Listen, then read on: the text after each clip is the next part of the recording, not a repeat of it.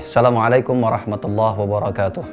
Bismillah, alhamdulillah, assalatu wassalamu ala rasulillah Sayyidina Muhammad ibn Abdillah wa ala alihi wa sahbihi wa mawalah wa ba'd.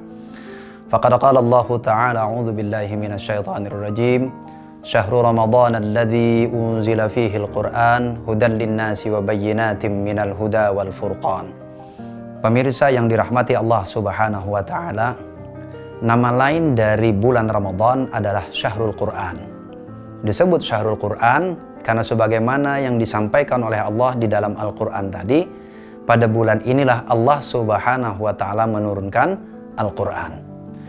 Lalu kemudian Allah subhanahu wa ta'ala tegaskan, untuk apa Quran diturunkan? Hudan linnas wa bayyinatin minal huda wal furqan. Quran itu menjadi petunjuk bagi manusia, dan manusia, Allah menyebut manusia. Wabayyinatin minal huda, juga ada penjelasan-penjelasan tentang petunjuk tersebut. Wal furqan, dia juga menjadi pembeda. Nah, pertanyaannya lalu kemudian adalah bagaimana memaknai Quran sebagai petunjuk?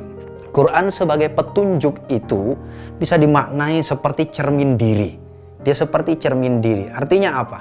Kalau Quran seperti cermin diri, maka keseluruhan cerita Quran itu menjadi petunjuk bagi diri kita untuk memperbaiki diri kita. Kenapa ini penting ditekankan? Sekarang yang terjadi adalah seringkali Quran itu dibaca tetapi bukan untuk membuat cermin diri, tapi dia digunakan justru untuk menunjuk orang lain. Jadi Quran bukan menjadi petunjuk tapi jadi alat untuk menunjuk orang lain. Nah, bagaimana Quran bisa menjadi petunjuk? Nah, kan untuk menjadi petunjuk, Allah sebutkan dalam ayat ini tadi, petunjuk bagi manusia. Cara manusia mendapatkan petunjuk dari Quran itu beragam, sesuai dengan tingkat kemampuannya masing-masing. Tidak bisa dipukul rata. Karena dia cermin diri tadi, maka orang akan mendapatkan petunjuk berdasarkan dengan kapasitas dirinya masing-masing. Ada orang dengan kemampuan intelektualnya, bisa jadi dia mendapatkan petunjuk dari memahami maknanya. Tapi 80% penduduk dunia ini adalah orang yang bukan penutur Arab, dan sebagian kecil mereka saja yang memahami bahasa Arab. Maka orang-orang seperti ini juga bisa mendapatkan petunjuk dari Al-Quran. Nabi Shallallahu Alaihi Wasallam dalam banyak kesempatan pada masa beliau hidup menunjukkan bagaimana orang-orang bisa mengambil petunjuk, bagaimana orang bisa menggunakan Al-Quran. Bagi yang paham dia akan memaknai, tapi ada orang yang tidak paham, dia bisa menggunakan Al-Quran untuk kepentingan praktis kehidupannya sehari-hari. Itu yang bisa kita lihat sekarang. Orang tiap hari membaca Al-Quran, memahami maknanya itu utama.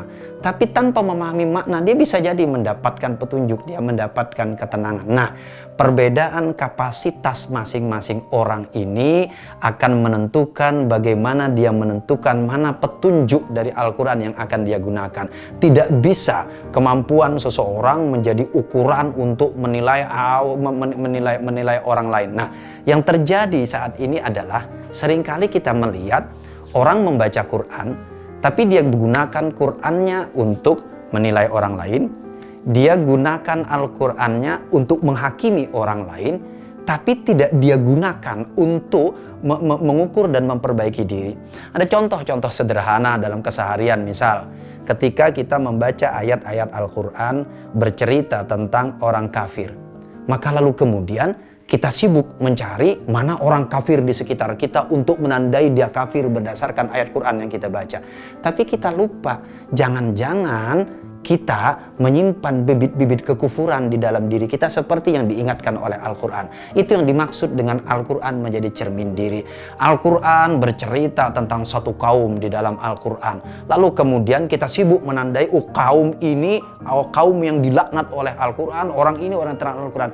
Kita lupa, jangan-jangan Al-Quran sebagai cermin diri ingin mengingatkan, jangan-jangan di dalam diri kita ada tanda-tanda yang sama yang ditegur oleh Allah Subhanahu wa Ta'ala. Nah, pendeknya, Quran sebagai petunjuk adalah cermin diri untuk memberikan petunjuk ke dalam diri kita, bukan untuk menunjuk-nunjuk orang lain. Itu penjelasannya kenapa dengan Quran sebagai petunjuk, Nabi bisa hidup dengan orang yang berbeda-beda. Dengan Quran sebagai petunjuk, Nabi bisa menerima orang dengan berbagai kelebihan dan kekurangannya. Dengan Quran sebagai petunjuk, Nabi bisa hidup dengan orang-orang yang bahkan memusuhi kanjeng Nabi.